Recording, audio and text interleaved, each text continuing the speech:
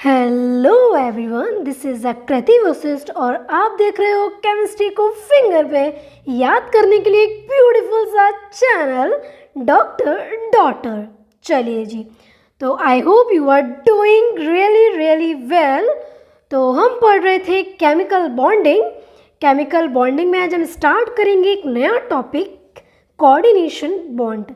कोई बात नहीं, कोऑर्डिनेशन का अलग चैप्टर है, लेकिन यहाँ पर केमिकल बॉन्डिंग में एनसीईआरटी में कुछ छोटा सा टॉपिक दे दिया है कोऑर्डिनेशन बॉन्ड से रिलेटेड, तो उसको आज हम इसके अंदर डिस्कस करेंगे। क्लियर है? आज हमारी क्लास 2 डेज़ के बाद हो रही है, तो आज की बात कंटिन्यू होगी, कोई लैग नहीं होगा बीच में। तो लेक्चर को बिल्कुल भी स्किप नहीं करना है, लास्ट तक देखना है।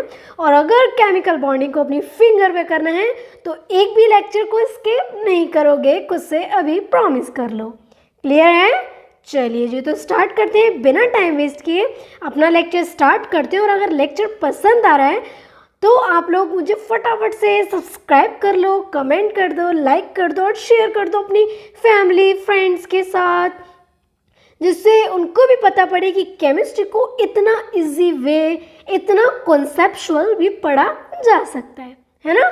तो चलिए स्टार्ट करते हैं। और किसी को कोई भी डाउट आता है, अगर किसी को कोई टॉपिक नहीं समझ में आता है तो आप लोग मुझे कमेंट सेक्शन के अंदर लिख दिया करो, मैं उसको अपने नेक्स्ट लेक्चर में पहले उसको समझा दिया करूँगी। ठीक है? तो कैसा भी डाउट आता है, आपने PYQ लगा रहे होगे, अगर वहाँ भी आपको डाउट आ रहा है तो आप लोग मुझे अपना क्वेश्चंस लिख दो। मैं अगर पॉसिबल होगा तो मैं उसका एक सेपरेट लेक्चर भी बना कर दे दूँगी। आप लोगों के जो भी डाउट आएंगे, कैसे भी किसी भी चैप्टर से आपके रिलेटेड डाउट हो, ठीक है? तो चलिए स्टार्ट करते हैं।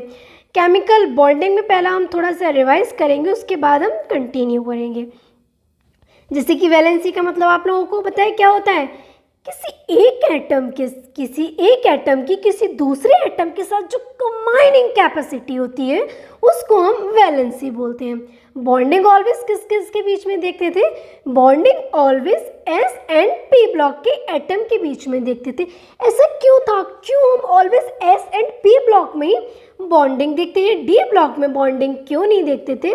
बिकॉज S एंड P में क्या हो जाता था, IP का डिफरेंस बहुत ज़्यादा हो जाता है, जिसकी वजह से हम bonding always S and P block के एटम के बीच में देखते हैं। क्लियर है? फिर मैंने वैलेंसी आपको निकालना बताया था। पहले तो मैंने बताया था वैलेंस इलेक्ट्रॉन आप लोग कैसे निकालोगे, तो मैंने बताया था कि ग्रुप नंबर की जो लास्ट डिजिट होती है उसको ही वैलेंस इलेक्ट्रॉन बोलते हैं। एंड फर्स्ट, सेकंड, 13, 14 में जो वैलेंस इलेक्ट्रॉन का नंबर होता है वही वैलेंसी का नंबर होता है। लेकिन 14 ग्रुप के बाद में वैलेंसी कैसे निकालते थे? 8 में से वैलेंस इलेक्ट्रॉन को माइनस कर देते थे तो क्या आ जाता था? वैलेंसी आ जाती थी। क्लियर है? फिर मैंने आपको फॉर्मूला बनाना सिखाया था किसी कंपाउंड का। मान लो आपके पास 2 एलिमेंट दे दिए और बोल दिया इसका फॉर्मूला बताओ, कोई भी फॉर्मूला दे दिया आपके पास पूरी पीरियोडिक टेबल का, तो कैसे निकालोगे? फर्स्ट एलिमेंट की वैलेंसी, सेकंड एलिमेंट की वैलेंसी और उन दोनों का क्रॉस मल्टीप्लाई कर दो तो आपके पास फॉर्मूला बनकर आ जाएगा। मैंने इसके कम से कम 10 क्वेश्चन कराए होंगे आप लोगों को। फिर मैंने आपको टाइप्स ऑफ केमिकल बॉन्डिंग बताया था। मैंने बोला था केमिकल बॉन्डिंग ऑलवेज 2 टाइप्स की होती है। एक होती है एटम और एटम के बीच में, और एक होती है मॉलिक्यूल और मॉलिक्यूल के बीच में। अगर एटम और एटम के बीच में बॉन्डिंग हो रही है तो उसको बोलते हैं इंटर एटॉमिक बॉन्डिंग। और अगर मॉलिक्यूल और मॉलिक्यूल के बीच में बॉन्डिंग हो रही है तो उसको क्या बोलते हैं? Inter molecular bonding. फिर से सुनो, types of chemical bond. Chemical bonding always हम 2 टाइप से देखते हैं। अगर एटम और एटम के बीच में हो रही है तो उसको बोलते हैं इंटर एटॉमिक बॉन्डिंग, और अगर बॉन्डिंग मॉलिक्यूल और मॉलिक्यूल के बीच में हो रही है तो उसको बोलते हैं inter molecular bonding. Inter atomic में 4 टाइप के बॉन्ड आते हैं। फर्स्ट था ionic bond, second covalent bond, third coordination bond and fourth metallic bond. अब क्वेश्चन आता है कि मैम आयनिक बॉन्ड किस में होता है? आयनिक बॉन्ड बनता है between metal and non metal के बीच में। कोवेलेंट बॉन्ड बनता है बिटवीन नॉन मेटल्स के बीच में। कोऑर्डिनेशन बॉन्ड मेटल और नॉन मेटल के बीच में भी बन जाता है और नॉन मेटल के बीच में भी बन जाता है। और मेटेलिक तो नाम से क्लियर हो रहा है मैम, मेटेलिक तो मेटल्स में प्रेजेंट होगा। ठीक है, चलिए अब इंटरमोलिकुलर जो बॉन्डिंग होती है उसमें सिर्फ 2 टाइप्स के बॉन्ड पढ़े थे हमने। एक पढ़ा था हाइड्रोजन बॉन्डिंग और एक पढ़ा था van der Waal bonding. Hydrogen bonding कब बनती थी? जब FON से डायरेक्टली हाइड्रोजन अटैच होता है, उस हाइड्रोजन को बोलते हैं एसिडिक हाइड्रोजन। अभी FON क्या होता है? फ्लोरीन ऑक्सीजन नाइट्रोजन के साथ जब डायरेक्टली हाइड्रोजन अटैच होगा तो उसको क्या बोलेंगे? एसिडिक हाइड्रोजन बोलेंगे। और ऐसी बॉन्डिंग को हम बोलते हैं हाइड्रोजन बॉन्डिंग। क्लियर है? Very good. Then van der Waal, hydrogen bonding के अलावा जितने भी मॉलिक्यूल आपको दिखेंगे उसमें सब वॉन डेर वाल पाई जाएगी। क्लियर है? एक वॉन डेर वाल का बच्चों एक ट्रिक होती है कि जितना ज़्यादा मॉलिक्यूलर वेट बढ़ता है ना उतना ज़्यादा वॉन डेर वाल बढ़ता है। ठीक है, चलिए जी। उसके बाद मैंने आपको कॉज ऑफ केमिकल बॉन्डिंग बताए थे। देन आयनिक बॉन्ड को कंप्लीट कराया था कि Na पर पॉजिटिव चार्ज ही क्यों आता है, क्लोरीन पर सिर्फ नेगेटिव चार्ज ही क्यों आता है। आयनिक बॉन्ड में मैंने आप लोगों को बहुत अच्छी तरह से पढ़ाया हुआ है। अगर मेरे लेक्चर्स नहीं देखे तो जल्दी से जाकर मेरे प्रीवियस लेक्चर को देखो फटाफट से। उसके बाद मैंने आप लोगों को कोवेलेंट बॉन्ड कराया था। किसी को कोई भी डाउट है, समझ में नहीं आया? फिर मैंने आपको स्ट्रक्चर बनाने सिखाया था। स्ट्रक्चर बनाने की इनिशिएशन मैंने स्टार्ट कर दी थी। अब आगे चल के आज कोऑर्डिनेशन बॉन्ड और मेटेलिक बॉन्ड बचता है। उसके बाद में फिर हम स्ट्रक्चर पढ़ेंगे। एक्सपेंशन ऑफ ऑक्टेट, मैंने बोला था कि जो सेकेंड पीरियड के एलिमेंट होते हैं वो अपने ऑक्टेट को एक्सपेंड नहीं कर पाते। क्यों एक्सपेंड नहीं कर पाते थे? Due to absence of vacant d orbital. लेकिन सेकेंड ग्रुप के नीचे वाले एलिमेंट अपने ऑक्टेट को एक्सपेंड कर जाते हैं due to presence of vacant d orbital. फिर मैंने जनरल फॉर्मूला बनाना आप लोगों को सिखाया था। फिर मैंने आपको एक्सेप्शन बताया था ऑक्टेट रूल का। देखो, अगर 8 वैलेंस इलेक्ट्रॉन से कम इलेक्ट्रॉन है इवन नंबर में, बात किस में हो रही है? इवन नंबर में, तो उसको मैंने बोला था इलेक्ट्रॉन डेफिशिएंट मॉलिक्यूल या फिर हाइपोवैलेंट मॉलिक्यूल। अगर 8 वैलेंस इलेक्ट्रॉन से ज़्यादा वैलेंस इलेक्ट्रॉन हो रहे हैं इवन नंबर में तो उसको मैंने क्या बोला था? जल्दी बताओ, क्या बोला था? इलेक्ट्रॉन एफिशिएंट मॉलिक्यूल या फिर हाइपरवैलेंट मॉलिक्यूल। थर्ड हमने पढ़ा था ऑड इलेक्ट्रॉन मॉलिक्यूल, मतलब इसमें इलेक्ट्रॉन 8 से कम भी हो सकते हैं, 8 से ज़्यादा भी हो सकते हैं, लेकिन ऑलवेज ऑड नंबर में होंगे। क्लियर है? चलिए, फिर मैंने आपको बताया था कि एसिड किसको बोलते हैं, बेस किसको बोलते हैं। एसिड जो H+ आयन को लूज करता है एक्वस मीडियम में उसको बोलते हैं एसिड, और जो OH- आयन को लूज करता है, जल्दी बताओ कौन सी मीडियम में, जो OH- आयन को लूज करता है उसको बोलते हैं बेस। लेकिन ये अकॉर्डिंग टू ब्रॉन्स्टेड था। लुईस एसिड और लुईस बेस क्या होता है? लुईस एसिड क्या था? Electron accepting group, and Lewis base क्या होता है? Electron donating group. क्लियर है? चलिए जी, तो आज हम स्टार्ट करते हैं अपना कोऑर्डिनेट बॉन्ड कोऑर्डिनेशन चैप्टर। ये हम अलग एक सेपरेट चैप्टर पढ़ेंगे। बड़ा अच्छा चैप्टर है, बहुत इंटरेस्टिंग चैप्टर है। हर एक पॉइंट को मैं क्लियर करा दूंगी। तो फिलहाल अभी कोऑर्डिनेट बॉन्ड पढ़ते हैं, बॉन्ड पढ़ रहे हैं। कोऑर्डिनेशन चैप्टर हम अलग पढ़ेंगे। कोऑर्डिनेशन चैप्टर में से एक छोटा सा, बहुत छोटू सा टॉपिक लेकर आए हैं, कोऑर्डिनेशन बॉन्ड, या फिर जिसको बोलते हैं डेटिव बॉन्ड। तो अगर किसी को कोई भी अब तक कैसा भी डाउट है तो फटाफट से कमेंट सेक्शन के अंदर लिख दो। कैसा भी अगर आप लोगों को समझ में नहीं आया है तो मैं समझा दूंगी, ठीक है? जल्दी से 2 मिनट दे रही हूँ। किसी को कैसा भी डाउट है फटाफट से लिख दो कमेंट सेक्शन के अंदर।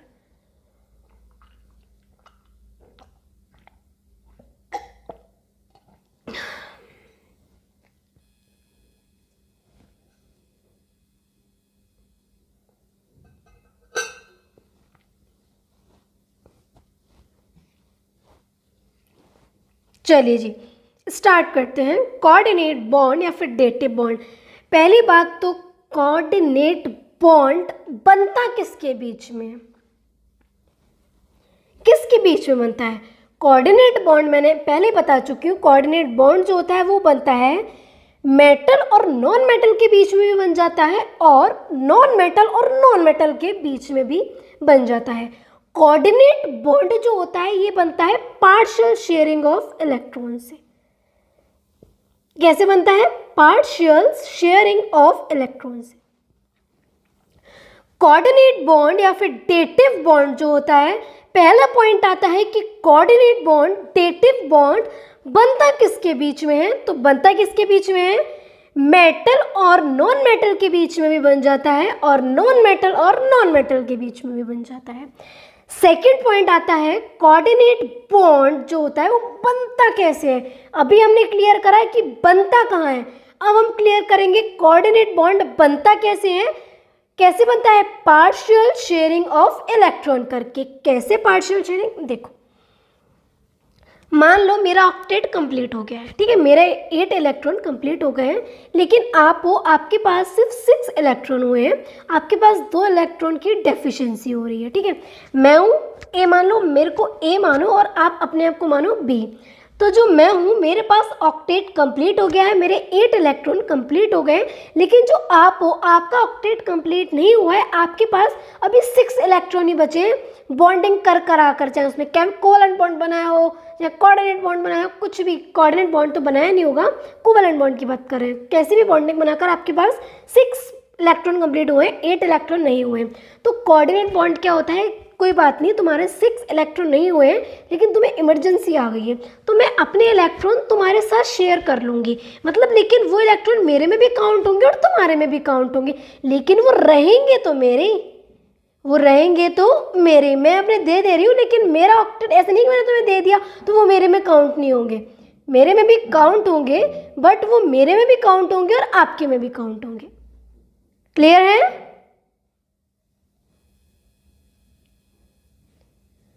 तो कोऑर्डिनेट बॉन्ड जो होता है वो मेटल एंड नॉन मेटल के बीच में बनता है। Second point, non metals and non metals के बीच बनता है।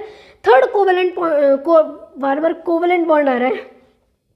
कोऑर्डिनेट बॉन्ड जो होता है बनता है किसके बीच में है? पार्शियल शेयरिंग ऑफ इलेक्ट्रॉन के बीच में बनता है, ठीक है। मैंने पार्शियल शेयरिंग बताया कि रहेंगे तो वो मेरे ही, लेकिन तुम्हें इमरजेंसी आ गई है तो तुम्हें मैं वो डोनेट कर दूंगी। डोनेट का मतलब ये नहीं तुम्हें दे दूंगी, मेरे में भी काउंट होंगे, याद समझ रहे हो? ऐसे समझो, ये वाला स्ट्रक्चर समझो। देखो, जो अमोनिया है, अमोनिया को लुईस बेस मानते हैं क्योंकि अमोनिया पर एक लोन पेयर होता है, और ये है BF3। BF3 को लुईस एसिड मानते हैं। बोरॉन सेकेंड पीरियड का एलिमेंट है, लेकिन फिर भी इसमें वैकेंट ऑर्बिटल, मैम कैसे वैकेंट ऑर्बिटल? इसमें तो हो नहीं सकती ना बच्चों, इसमें वैकेंट d ऑर्बिटल नहीं होती, इसमें वैकेंट p ऑर्बिटल होती है। कैसे? बोरॉन का एटॉमिक नंबर होता है 5, तो लिखोगे आप 1s2 2s2 2p1, ठीक है। तो 2 इलेक्ट्रॉन आ जाएंगे s के और 1 इलेक्ट्रॉन आ जाएगा p का। जो हम शेयरिंग करेंगे तो इसकी कितनी वैलेंसी हो जाएगी? फर्स्ट एक्साइटेड स्टेट में कितनी वैलेंसी हो जाएगी इसकी? 3 वैलेंसी हो जाएगी, मतलब इसमें अभी भी एक वैकेंट ऑर्बिटल है, तो ये बॉन्डिंग उसके साथ कर सकता है ना। चलिए जी, लेकिन जो अमोनिया है, अमोनिया की स्ट्रक्चर बनाते हैं,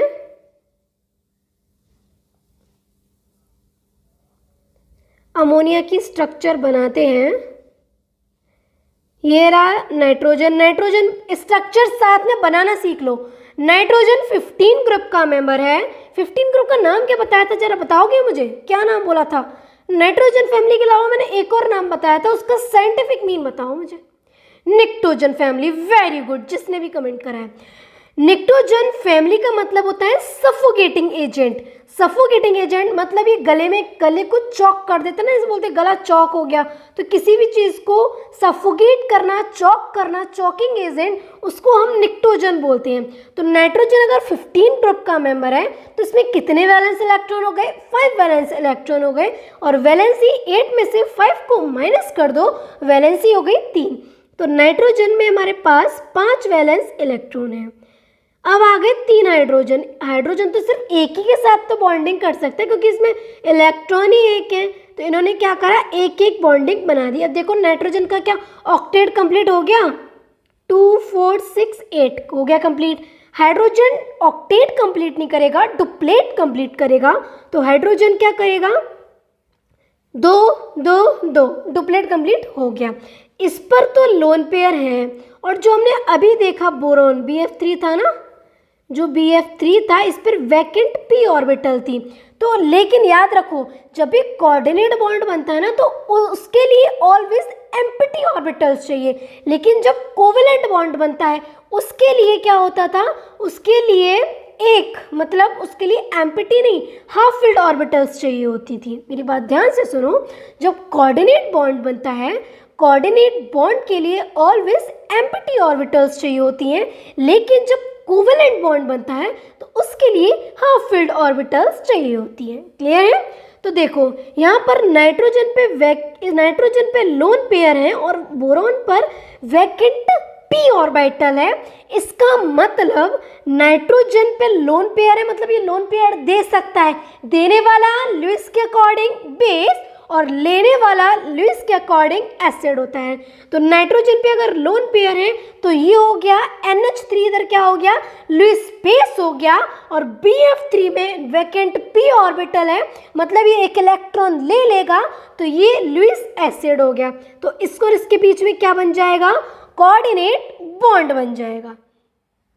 क्लियर है? यहाँ पर मैंने यही समझाया कि जो बोरॉन थी ग्राउंड स्टेट की जब बात करेंगे तो उसका कन्फिग्रेशन आएगा 1s2 2s2 2p1। यहाँ पर अभी 2 एम्प्टी ऑर्बिटल है, लेकिन ये भी एक्साइटेड होगी ना, जब एक्साइट करेगा फर्स्ट एक्साइटेड स्टेट तो s के इलेक्ट्रॉन एक्साइट होंगे, तो यहाँ पर एक एम्प्टी ऑर्बिटल्स है। तो कोऑर्डिनेट बॉन्ड के लिए ऑलवेज एम्प्टी ऑर्बिटल्स चाहिए होती है। मेरी बात ध्यान से सुनो, कोऑर्डिनेट बॉन्ड पहला पॉइंट था कि कोऑर्डिनेट बॉन्ड बनता किसके बीच में, कोऑर्डिनेट बॉन्ड बनता है मेटल एंड नॉन मेटल के बीच में, एंड नॉन मेटल के बीच में। सेकंड पॉइंट आया था कोऑर्डिनेट बॉन्ड में, जो कोऑर्डिनेट बॉन्ड होता है वो कैसे बनता है, तो पार्शियल शेयरिंग ऑफ इलेक्ट्रॉन से बनता है। रहेंगे वो मेरे, देखो इसमें है तो इसी के ही ना, NH3 जो डोनेट कर रहा है तो इसी के इलेक्ट्रॉन, लेकिन इसने क्या कर दिया है, इसका ऑक्टेट कंप्लीट हो जाए इसलिए इसको भी पार्शियल दे दिया। कोई बात नहीं, तो अभी तेरे को इमरजेंसी आ गई है ना, तो अपने पास रख ले, लेकिन रहेंगे मेरे ही, काउंट तो मेरे में ही होंगे, वही बात है। ठीक है, तो कोऑर्डिनेट बॉन्ड जो बनता है, कोऑर्डिनेशन बॉन्ड के लिए ऑलवेज एम्प्टी ऑर्बिटल्स चाहिए होती है, और कोऑर्डिनेट बॉन्ड में जो इलेक्ट्रॉन देता है, ध्यान से सुनना, कोऑर्डिनेट बॉन्ड में जो इलेक्ट्रॉन देता है उसको बोलते हैं लुईस बेस, और जो लेता है उसको बोलेंगे लुईस एसिड। अब आप लोग मुझे इसमें बताओ, NH3 लुईस बेस होगा या लुईस एसिड होगा, बताओ। मैं नहीं बताऊंगी, आप लोग बताओ जल्दी, पूरा कॉन्सेप्ट क्लियर करा दिया, अभी भी आप लोग आंसर नहीं दे पा रहे हो तो बहुत गलत है। NH3 पर क्या है, लोन पेयर है। अगर NH3 पर लोन पेयर है मतलब ये इलेक्ट्रॉन को डोनेट करेगा।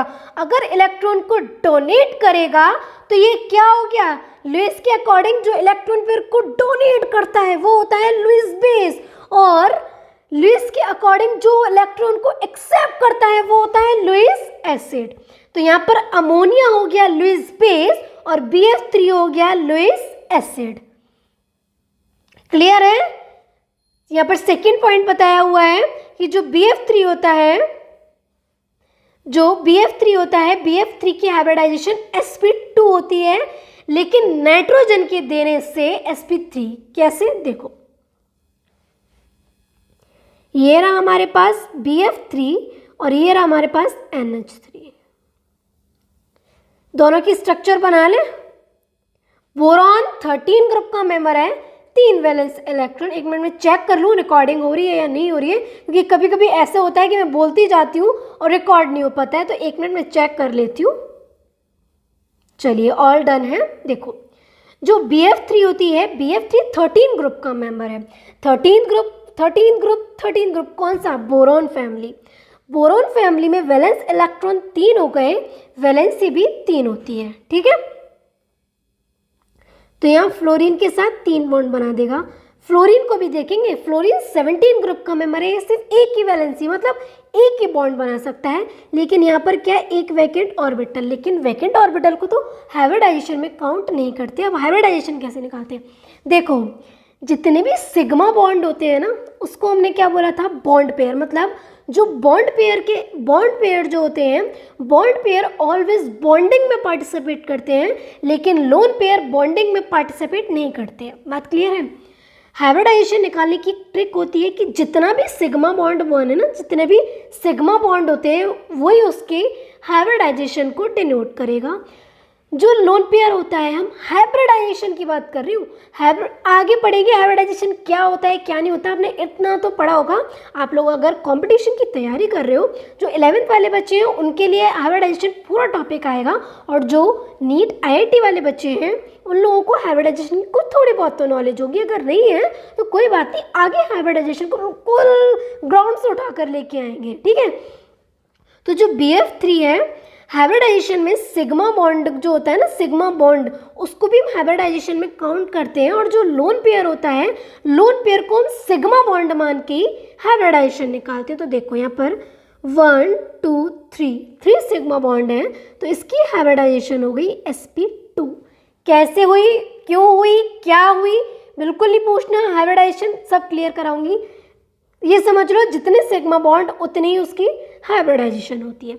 NH3, अच्छा मुझे बताओ जो अमोनिया होता है वो किस प्रोसेस से बनता है, किस प्रोसेस से फॉर्मेशन ऑफ अमोनिया किस प्रोसेस से होती है, एक प्रोसेस है केमिस्ट्री में, मैं बता चुकी हूँ लेक्चर में। Very good, Havertz process. देखो जो अमोनिया है, अमोनिया का अभी हमने स्ट्रक्चर बनाया था, अभी मैंने क्या बोला, जितने सिग्मा बॉन्ड हैं वो हाइब्रिडाइजेशन में पार्टिसिपेट करेंगे, लेकिन हमें हाइब्रिडाइजेशन निकालनी है तो हम लोन पेयर को भी क्या मानेंगे, क्या मानेंगे, सिग्मा मानेंगे। तो यहाँ पर 1 2 3 4 4 सिग्मा बॉन्ड, तो इसकी हाइब्रिडाइजेशन हो जाएगी sp3। बात क्लियर है। sp2 है ये, तो अभी इसकी शेप है ट्राइगोनल प्लेनर, एंड sp3 है तो इसकी शेप है अभी, एक लोन पेयर है ना तो इसकी शेप टेट्राहेड्रल नहीं होगी, इसकी शेप होगी पिरामिडल। लेकिन क्या हुआ, अमोनिया ने अपना एक इलेक्ट्रॉन दे दिया नहीं मतलब कोऑर्डिनेट बॉन्ड बना दिया, तो नो डाउट अभी भी इसकी हाइब्रिडाइजेशन sp3 रहेगी, इसकी शेप चेंज हो जाएगी, अब इसकी शेप हो जाएगी टेट्राहेड्रल। कैसे होगी, क्यों होगी, हाइब्रिडाइजेशन में पढ़ेंगे, अभी नहीं समझ में आएगा, दिमाग मत लगाओ, अभी ब्रेन में सेट कर लो कि अमोनिया है, अमोनिया की हाइब्रिडाइजेशन sp3 होती है, जब उस पर लोन पेयर होता है तब उसकी शेप पिरामिडल होती है, जब लोन पेयर कोऑर्डिनेट बॉन्ड बना लेता है BF3 के साथ तो उसकी शेप जो होगी वो टेट्राहेड्रल हो जाएगी, टेट्राहेड्रल हो जाएगी।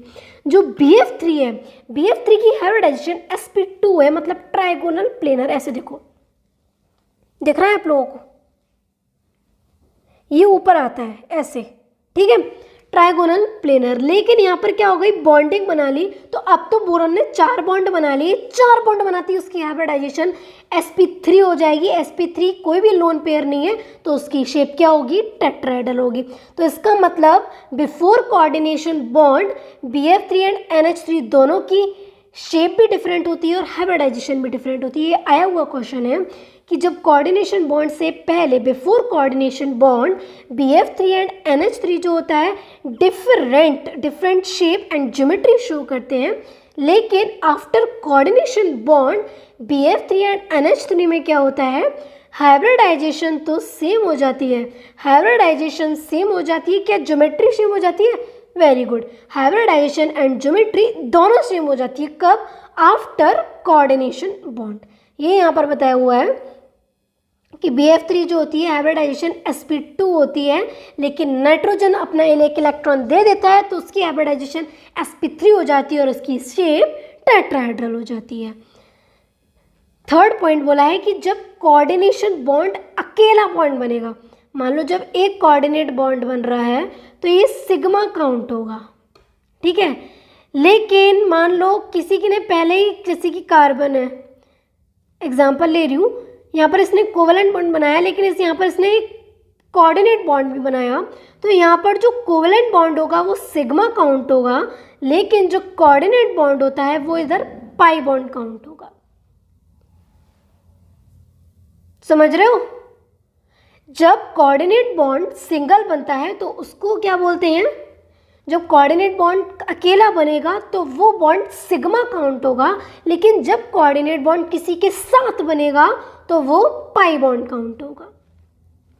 All clear? चलिए, किसी को कोई भी डाउट है तो मुझसे पूछ सकते हो। कोई भी पॉइंट नहीं समझ में आया मैं फिर से समझा दूंगी। आगे बढ़े? चलिए जी, देखो एक पॉइंट आता है कि जो 13 ग्रुप था, 14 ग्रुप था, ये अपनी जो नॉर्मल वैलेंसी शो करते हैं। नॉर्मल वैलेंसी का मतलब होता है जो 13 ग्रुप है, 13 ग्रुप वैलेंसी कितनी शो करता है? 3 वैलेंसी। मतलब एक मिनट, जो अपनी 13 और 14 ग्रुप जो होते हैं वो अपनी जो वैलेंसी होती है या फिर जो अपना ऑक्टेट कंप्लीट करते हैं ना, जो अपना वो ऑक्टेट कंप्लीट करते हैं वो एक्साइटेड स्टेट में करते हैं। लेकिन 15, 16, 17 ग्रुप जो नॉर्मल वैलेंसी शो करते हैं ना, जैसे कि 15 ग्रुप 3 वैलेंसी शो करता है, 16 ग्रुप 2 वैलेंसी शो करता है, 17 ग्रुप 1 वैलेंसी शो करता है, ये नॉर्मल वैलेंसी उनकी ग्राउंड स्टेट में होती है। मेरी बात ध्यान से सुनो, अगर मैंने गलत बोल दिया है तो सुनो। जो 13 और 14, मान लो 13 की 3 वैलेंसी होती है और 14 ग्रुप 4 वैलेंसी शो करता है, तो ये अपनी एक्साइटेड स्टेट में शो करता है ना, क्योंकि अपनी नॉर्मल स्टेट में तो ऑक्टेट को ही कंप्लीट करना चाहेगा ना। लेकिन 15, 16, 17 ग्रुप के जो मेंबर होते हैं, ये जो अपनी नॉर्मल वैलेंसी शो करते हैं, ये अपनी ग्राउंड स्टेट के अंदर ही शो करते हैं। क्लियर है? तो बोरॉन, यही पॉइंट आया था कि जो बोरॉन है वो 3 से ज़्यादा वैलेंसी क्यों शो कर रहा था? Due to vacant p orbital. क्योंकि मैंने यहाँ बता दिया ना पहले, 1s2 2s2 2p1 है, एक इलेक्ट्रॉन इधर चला जाएगा, उसके बाद क्या हुआ? एक एम्प्टी ऑर्बिटल्स बचा, इसलिए बोरॉन क्या शो कर रहा है? उसमें वैकेंट ऑर्बिटल है। वो कौन सी वैकेंट है? वैकेंट पी ऑर्बिटल है। अब यहाँ पर नोट पॉइंट है, जो हाइब्रिडाइजेशन होती है, हाइब्रिडाइजेशन जो भी चार्ज आएगा उसको हम सेंट्रल मेटल एटम पर मानते हैं। अब हमें अमोनियम की स्ट्रक्चर बनानी है, तो देखो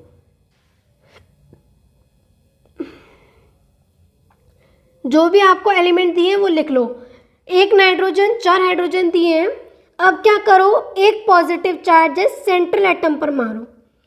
नाइट्रोजन पर 5 वैलेंस इलेक्ट्रॉन होते हैं, लेकिन अब कितने हो गए? जब एक हमने डोनेट कर दिया, इतना तो जानते हो ना, प्लस किसी भी एटम पर प्लस चार्ज का क्या मतलब होता है, एंड माइनस चार्ज का मतलब क्या होता है, नेगेटिव का मतलब क्या होता है, पॉजिटिव का मतलब क्या होता है, इतना जानते हो कि नहीं जानते हो?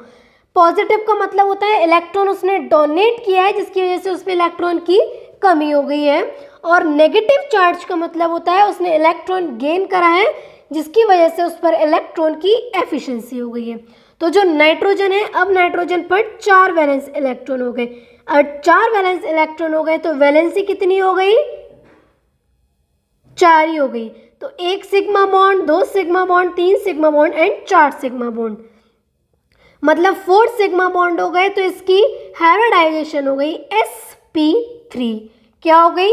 sp3। जब 4 सिग्मा बॉन्ड होते हैं तो हाइब्रिडाइजेशन क्या होगी? sp3। आ गया NH4 पॉजिटिव का। कोई भी आपको चार्ज पूछे ना हाइब्रिडाइजेशन में, तो उसको आप सेंट्रल एटम पर मान लो। इसकी हमने हाइब्रिडाइजेशन निकाली है। ये जो स्ट्रक्चर बनाई है ये भी बनाकर देख लेते हैं कोऑर्डिनेशन बॉन्ड की। देखो, नाइट्रोजन 4 हाइड्रोजन को रख लिया, पॉजिटिव चार्ज अब हमने कहाँ माना है? हाइड्रोजन पर। तो यहाँ पर एक बॉन्ड बन जाएगा, यहाँ पर एक बॉन्ड बन जाएगा, यहाँ पर 2 इलेक्ट्रॉन है, ये क्या कर देगा? इसको डोनेट कर देगा। क्लियर है? चलिए जी, pH4 पॉजिटिव की हम क्या बनाते हैं? स्ट्रक्चर बनाते हैं, हाइब्रिडाइजेशन निकालेंगे। जब भी हाइब्रिडाइजेशन निकालो, पॉजिटिव चार्ज को सेंट्रल एटम पे मान लो, और जो भी आपको एलिमेंट एटम दिए हुए हैं उनको नोट डाउन कर लो। हाइड्रोजन पर एक ही वैलेंस इलेक्ट्रॉन होता है, फॉस्फोरस पर 5 वैलेंस इलेक्ट्रॉन होते हैं, लेकिन एक निकाल दिया है तो अब 4 वैलेंस इलेक्ट्रॉन बच गए।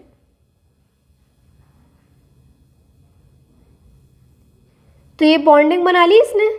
तो कितने बॉन्ड बनेंगे? 1 sigma bond, 2 sigma bond, 3 sigma bond and 4 sigma bond. 4 sigma bond हो गए, मतलब इसकी हाइब्रिडाइजेशन हो गई sp3। क्लियर है? चलिए, pH4 पॉजिटिव को बोलते हैं फॉस्फोनियमाइन। Okay, H3O positive हाइड्रोनियमाइन। देखो, जब भी हम बोलते हैं ना हाइड्रोनियम आयन, जैसे कि H पॉजिटिव, बच्चों वो H बोलते हैं ना कि एसिड H प्लस डोनेट करता है, वो no doubt H plus donate करता है, लेकिन मेन जो होता है ना वो हाइड्रोनियम आयन ही डोनेट करता है ना। चलिए, H3O पॉजिटिव की स्ट्रक्चर हाइब्रिडाइजेशन निकालने वाले बनाते हैं। हमें तो मज़ा आ रहा है हाइब्रिडाइजेशन निकालने में। आ रहा है कि नहीं आ रहा है आप लोगों को हाइब्रिडाइजेशन निकालने में? ऑक्सीजन और 3 यहाँ पर क्या दे दिया, हाइड्रोजन।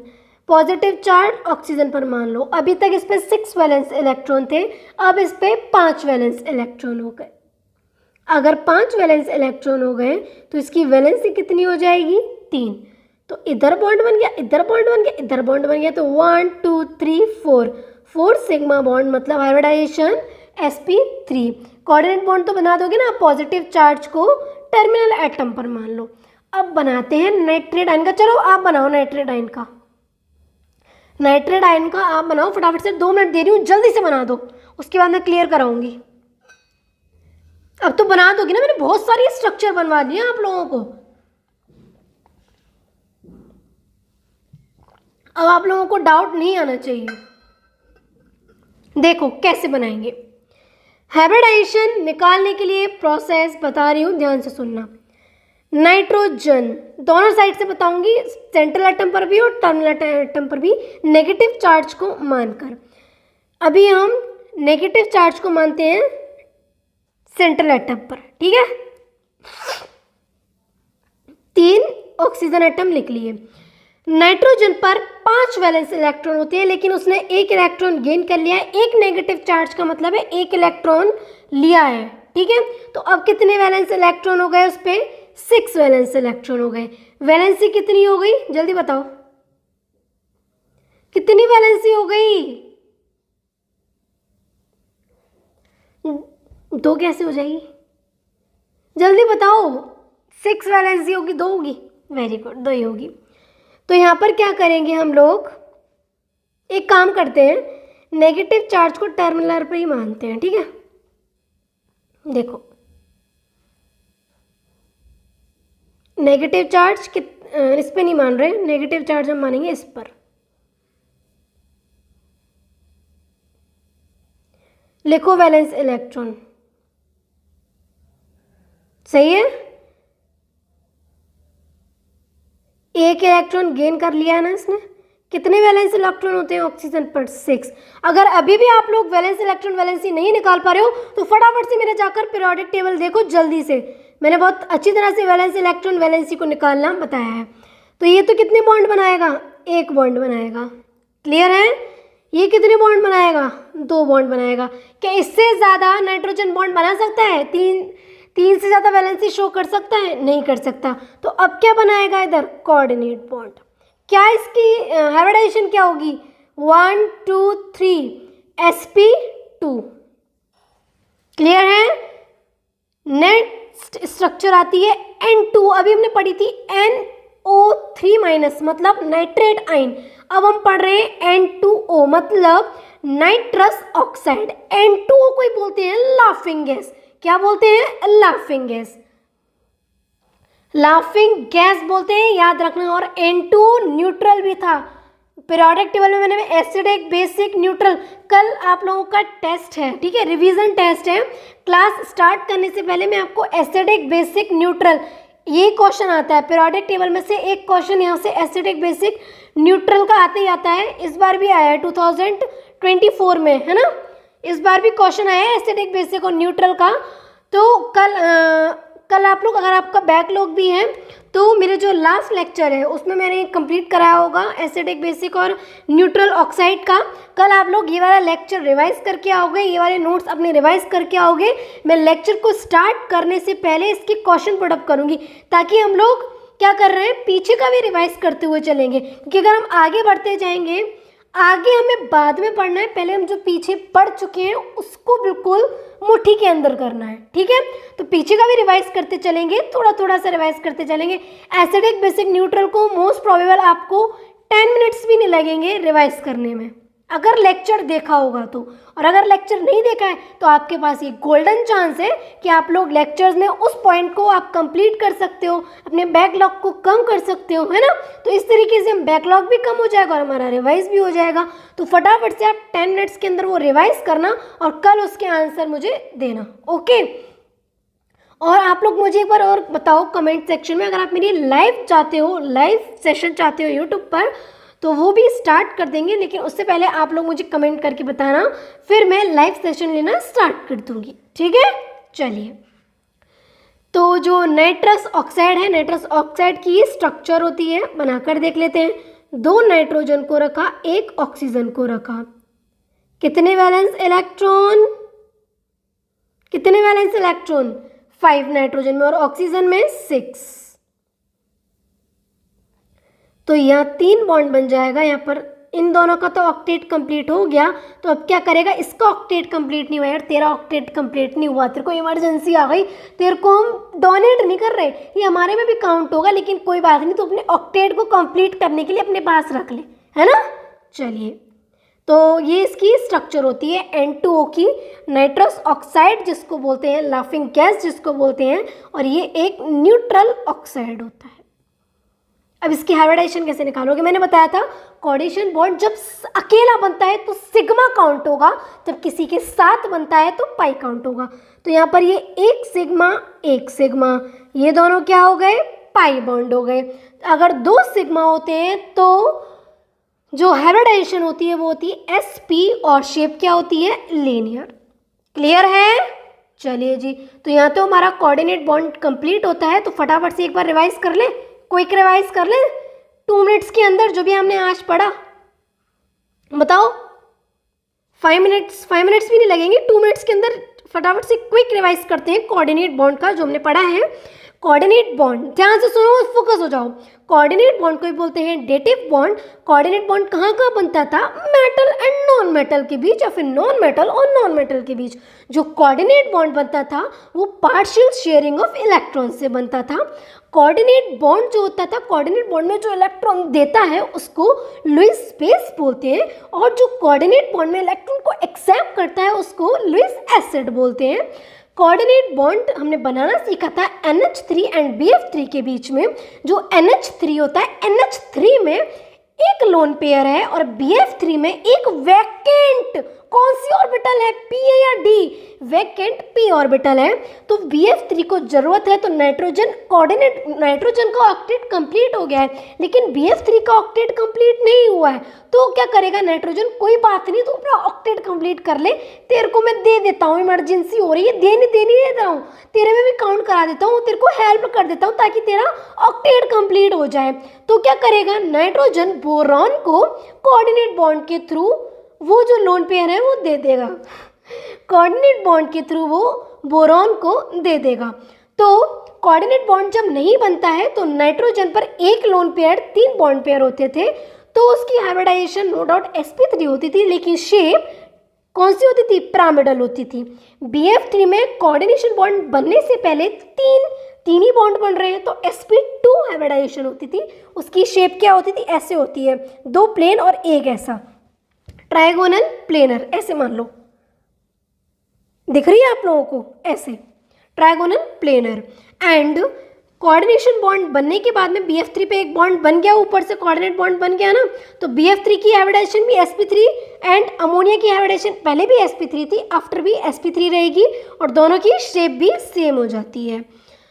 फिर मैंने आप लोगों को बताया था कि जब कोऑर्डिनेट बॉन्ड अकेला बनता है तो वो सिग्मा काउंट होता है, जब वो किसी के साथ बनता है तो पाई काउंट होता है। फिर मैंने आपको बताया कि जो 13 और 14 ग्रुप जो अपनी नॉर्मल वैलेंसी शो करते हैं वो अपनी एक्साइटेड स्टेट में शो करते हैं, जैसे कि 3, 4 जो वैलेंसी शो कर रहे हैं। लेकिन 15 group, 16 group, 17 group, 15 group 3 valency show करता है, 16 ग्रुप 2 वैलेंसी शो करता है, एंड 17 ग्रुप 1 वैलेंसी शो करता है। ये जो वैलेंसी शो कर रहे हैं ये अपनी ग्राउंड स्टेट में ही शो कर रहे हैं। फिर मैंने बताया कि हाइब्रिडाइजेशन के लिए जो भी पॉजिटिव हो, नेगेटिव चार्ज हो, वो हम सेंट्रल एटम पर मानेंगे। कब, जब हमें हाइब्रिडाइजेशन को निकालना होगा। और नहीं तो फिर मैंने आप लोगों को स्ट्रक्चर बनाना सिखा दिए। कल हम मेटेलिक बॉन्ड स्टार्ट करेंगे और कल ही कंप्लीट कर देंगे मेटेलिक बॉन्ड को। उसके बाद में मैं आपको स्ट्रक्चर चलेंगे, पूरी केमिस्ट्री के स्ट्रक्चर को हम पढ़ेंगे। एक एक पॉइंट को मैं माइन्यूट से लेकर आ रही हूँ, आपको कोई भी डाउट नहीं आना चाहिए। और अगर कोई भी डाउट आ रहा है तो आप लोग मुझे कमेंट सेक्शन के अंदर बता सकते हो। अगर अब देखो, ऐसा तो हो नहीं सकता केमिकल बॉन्डिंग पूरी इनऑर्गेनिक केमिस्ट्री को आप एक ऐसे रूट मान लो। रूट जो होती है ना, कि अगर किसी भी प्लांट की रूट जितनी ज़्यादा स्ट्रांग होती है, प्लांट उतना ही तो ज़्यादा ग्रो करता है। फॉर एग्जाम्पल, कोई भी प्लांट है, कोई भी प्लांट तभी तो ज़्यादा ग्रो करेगा जब उसकी रूट बहुत ज़्यादा स्ट्रांग होगी, जो उसकी रूट एकदम डीप में स्ट्रांग तरीके से होंगी। तो इसी तरह केमिस्ट्री में क्या होता है, इनऑर्गेनिक केमिस्ट्री में, कि जो केमिकल बॉन्डिंग होता है वो पूरी इनऑर्गेनिक केमिस्ट्री की एक रूट है। पीरियोडिक टेबल और केमिकल बॉन्डिंग पूरी इनऑर्गेनिक केमिस्ट्री की एक रूट मान लो। पूरी इनऑर्गेनिक केमिस्ट्री को आप प्लांट मान लो एंड पीरियोडिक टेबल और केमिकल बॉन्डिंग को रूट मान लो। तो जितनी ज़्यादा रूट स्ट्रांग होगी उतनी ज़्यादा तो प्लांट ज़्यादा ग्रो करेगा। तो फॉर एग्जांपल, जितनी ज़्यादा हमारा पीरियोडिक टेबल और केमिकल बॉन्डिंग स्ट्रांग होगा उतना ही ज़्यादा तो हम इनऑर्गेनिक केमिस्ट्री में कमांड कर पाएंगे। तो ऐसा नहीं है कि मैं आप लोगों को झूठी वो दे दूँ कि आप लोग वन शॉट कर लो। वन शॉट में बना सकती हूँ, कोई बात नहीं, वन शॉट भी आपका वीडियो में डालूंगी, लेकिन अभी नहीं, जब हमारा कोर्स कंप्लीट हो जाएगा, जब हम रिवाइज करेंगे तो वन शॉट के थ्रू ही करेंगे। लेकिन अभी हम लोगों को हर एक पॉइंट को माइन्यूट से पढ़ना है, क्योंकि नीट 2025 का जो लेवल होगा वो इजी लेवल तो नहीं होगा, अच्छा खासा लेवल होगा, है ना। तो उसके लिए मैं उतना ही ज़्यादा प्रिपेयर करना है, उतना ही ज़्यादा प्रिपेयर रखना है। तो मैं इसको 2 लेक्चर के अंदर, 3 लेक्चर के अंदर पूरी केमिकल बॉन्डिंग, मतलब रूट को इतनी जल्दी में ख़त्म नहीं कर सकती। अच्छे लेक्चर होंगे, 15-20 लेक्चर्स तक जाएंगे इसके लेक्चर। तो जिसको अगर सिलेक्शन चाहिए तो उसको पढ़ना भी पड़ेगा, उसको उतनी ज़्यादा स्ट्रगल करने पड़ेंगे। अगर सिलेक्शन चाहिए तो फिर पढ़ना तो पड़ेगा ही ना। अगर फ़न के लिए पढ़ रहे हो तो कोई बात नहीं है, बहुत सारे लेक्चर्स हैं यूट्यूब पर, वन शॉट वीडियो डाली हुई हैं, आप लोग उनके लेक्चर्स जाकर देख सकते हो। लेकिन अगर आप लोगों को डिटेल स्ट्रक्चर पढ़नी है, मतलब अगर केमिस्ट्री में 180 to 180 अगर आपको पूरे सोचनी है, लाने हैं, तो फिर आप लोगों को ढंग से पढ़ना पड़ेगा, ठीक है। तो बेफालतू के फालतू कमेंट करने से कुछ नहीं होगा, पढ़ाई पर ध्यान दो अपनी, ठीक है। तो पढ़ते रहो, मेहनत करते रहो, कंसिस्टेंट रहो। कंसिस्टेंट रहोगे तभी आप किसी भी चीज़ को अचीव कर सकते हो। कोई कितनी भी बड़ी से बड़ी कुछ भी अचीव करना हो, सिर्फ उसका एक ही तरीका है, कंसिस्टेंसी। अगर कंसिस्टेंसी नहीं है तो आप कितने भी ज़्यादा इंटेलिजेंट माइंड की क्यों ना हो, अगर कंसिस्टेंट नहीं हो तो आप नहीं कर सकते अचीव, है ना। तो पढ़ते रहो, मेहनत करते रहो, कीप वर्किंग, कीप हसलिंग। जय हिंद, जय भारत।